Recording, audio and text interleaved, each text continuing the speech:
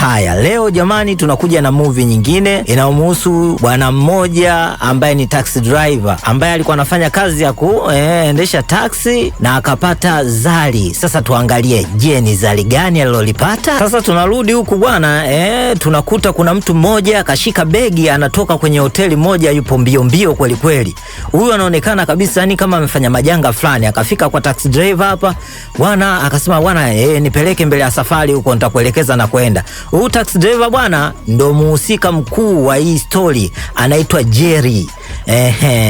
Sasa tuendelee. Bwana akawa anapiga simu hapa kwamba unajua taxi driver wa kule wa mbele kidogo anakuwa na mawasiliano.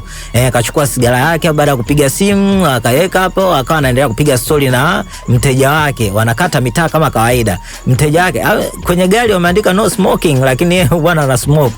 Kwa mwisho wa siku hapo wampiga story bitatu, kata mitaa kama kawaida. Huyo mteja anaendelea kupiga story na bwana Jerry. Sasa katika kukata mitaa bwana akashangaa, mbona kama nyuma huku tunafuatiliwa? Kumbuka huyu jamaa alitoka na begi kule ndani, kama kuna msala fulani aliufanya. Kila kikata kona huyu gari la nyuma linamfuatilia. Huyu taxi driver mwenyewe akawa anasema, bwana Jerry akawa anasema, hii sio kawaida, maana hili gari kila nakwenda linanifuata. Kwani umefanya msala gani mzee? Umefanya majanga gani? Huyu jamaa akawa anasema bwana, wakaanza kurushiana risasi pale. Yule mwenye gari la huku nyuma asiyefahamika bwana akaanza kuwapush.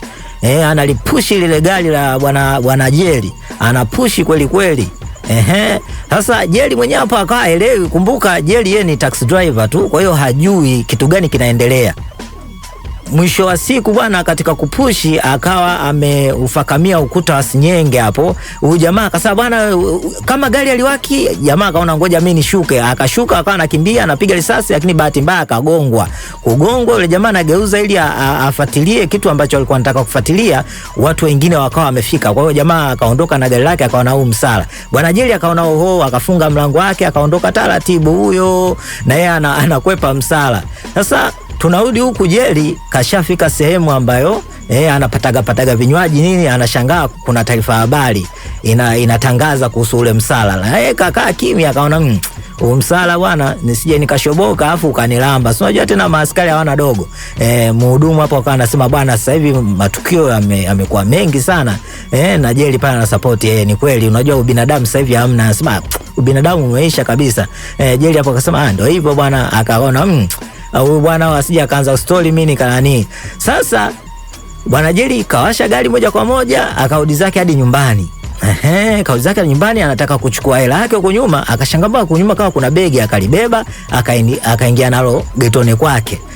Ili sasa ndo geto. Unaona, kavua hapo kikoti chake kaweka pembeni, anadai bwana ule msala. Lakini akafungua ile begi.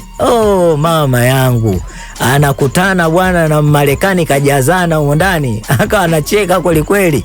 Anatabasamu, bwana mimi siamini macho yangu. Imekuaje tena leo nimeamka asubuhi maskini kabisa, hapo sasa nimekuwa tajiri. Hasa hapa tunarudi kwenye hoteli moja, hoteli ya nyota 5 hiyo. Tunakutana na wazee wawili walikuwa wanapiga story. Sasa huyu mzee ambaye ni mfupi huyu akawa anamwambia, bwana kiongozi, yule mwenyekiti uliotuletea ndo kaondoka na hela zote. Hasa kumbe inaonyesha zile hela alizochukua alizookota yule taxi driver ambazo aliingia nazo yule jamaa ambaye aligongwa na gari kule, zinaonekana ni za huyu bosi. Sasa bosi akawa anasema inabidi tufuatilie hizo hela hadi zipatikane. Yaani yeye kafa lakini hela lazima zipatikane. Sasa bosi moja kwa moja akaamua kufunga safari kwenda kuonana na nyemela mmoja. Kumbukeni huyu mwamba ndo yule ambao movie inaanza akamnyonga yule bibie kitandani kule. Ndio maana niliwaambia huyu jamani nyemela mmoja hatari, anatumika sana na vibopa watu wazito kufanya matukio. Kwa bosi hapa akawa anasema, oya, sasa hapa kuna mtu kaondoka na hela zangu. Mimi nataka umfuatilie. Nilimkabidhi pesa nikamwamini, kaondoka na hela zangu. Kwa hiyo mimi nataka, lakini huyu jamaa pembeni nyemela aongee chochote. Jamaa bosi akawa anasema, wewe mbona ujibu Jamaa akasema, wewe una shida gani? Mimi nikijibu najibu kwa vitendo, wewe una wasiwasi gani? Ngoja nilifikirie ile. Bosi mwenyewe akaona huyu jamaa mbona jeuri. Jibu langu sasa vipi? Huyu jamaa akasema, bwana sikia kwanza, nikipata wasaa nitakujibu.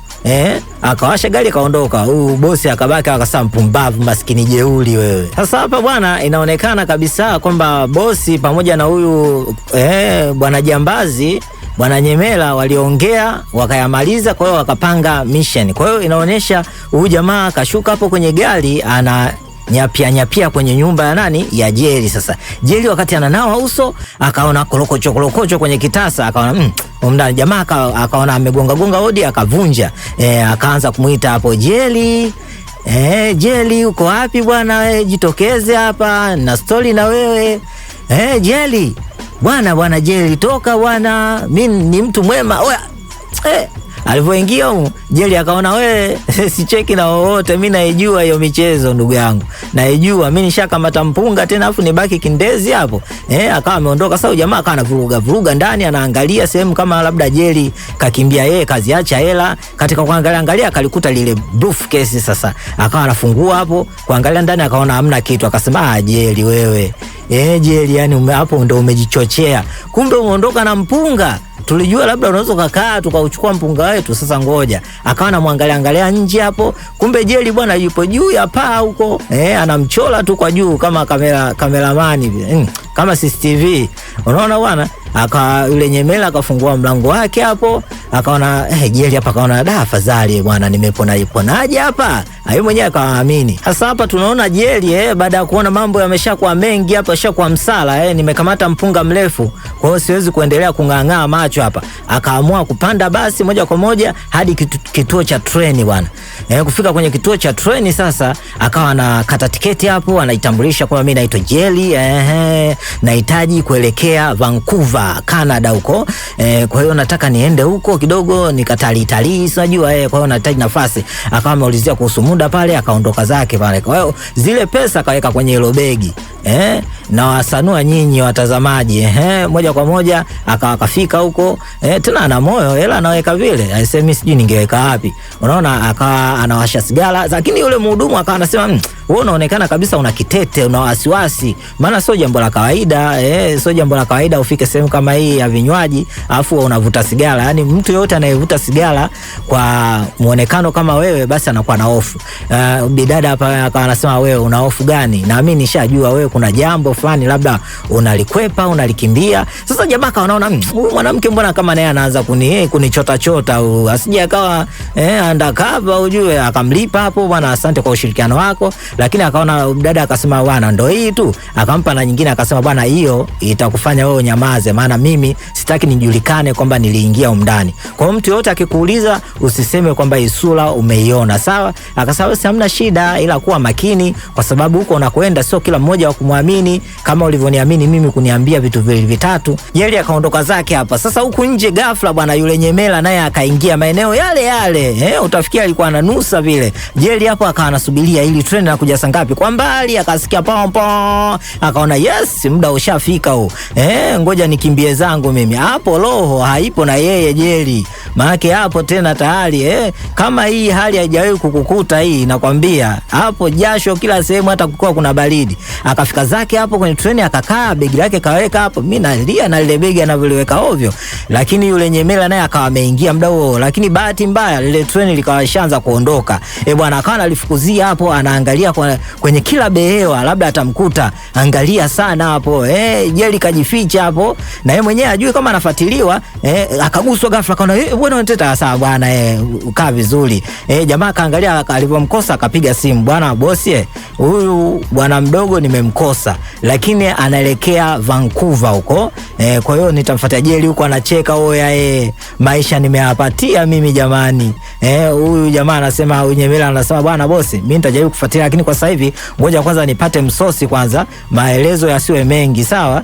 Huyu bosi anashangaa yani unakula msosi kwenye hela zangu. Sasa wewe njaa nayo inaumizaga, sawa? Wewe usikate simu kwanza. Jamaa akakata simu hapa. Tajiri akasema mbavu akakata simu. Sasa huyu bwana Nyemela naye akaingia kwenye kile kimgawa kile na yeye akawa anapata msosi hapo. Inaonekana nenge lilikuwa kali. Akawa anapiga msosi. Sasa katika kupiga story akasema bwana kuna mtu namtafuta hapa. Huyu mwanamke kumbuka alikuwa anaongea na Jerry muda ule akapewa na hela. Akasema mtu mwenyewe anamtafuta huyo. Akasema huyo namjua, nimemuona hapa muda sio mrefu kabla treni hajaondoka. Akasema vipi, unaweza kunitajia ameelekea wapi? Akasema mimi najua. Sema huyu mwanamke kwa sababu alipewa hela mara ya kwanza akawa amemchocholesha huyu jamaa, akasema akamtajia sehemu nyingine tofauti, lakini huyu jamaa kwa kuwa yeye ana akili akasema wewe unijui vizuri, wewe utanitajia tu. Wakati yule bidada akamaliza kazi, sasa anawasha sigara yake hapo, anatoka sasa ili kuelekea magetoni, akapigwa hapo. Je, huyu jamaa Nyemela akampiga huyu mwanamke, akawa akamninginiza hapo kwenye bonge la korongo. Yani inaonekana hapa kuna daraja fulani lilijengwa, kwa hiyo refu kweli kweli linatisha, kama mlima Kitonga. Kwa hiyo akawa amemweka hapo, akasema bwana wewe nielekeze vizuri tu, mimi ujue mimi ni mtu mbadi sana.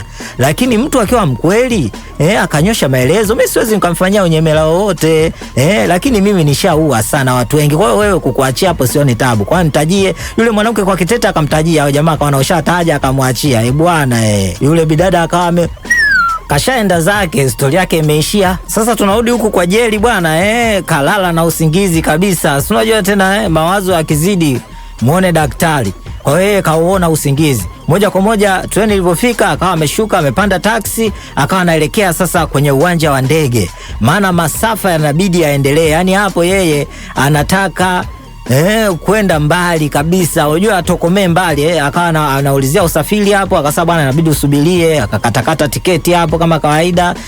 Akawa anasubiria. Sasa huyu mwanamke bwana kumbe ana mawasiliano na huyu Nyemela. Akawa anasema bwana huyu jamaa kweli kafika hapa kama ulivyosema, na ni yeye kweli nimemkuta na yupo hapa. Basi Nyemela akasema hamna shida, hapo nitakuja muda sio mrefu, kwa hiyo nyinyi muhudumieni vizuri. Wakawa wanahudumiwa hapa vinywaji nini. Jamaa anaona yes nishamaliza. Hadi hapa nilipofika hamna atanifuata. Lakini ghafla Nyemela akaingia hapo, akawa anasema vipi naweza nikakaa hapo?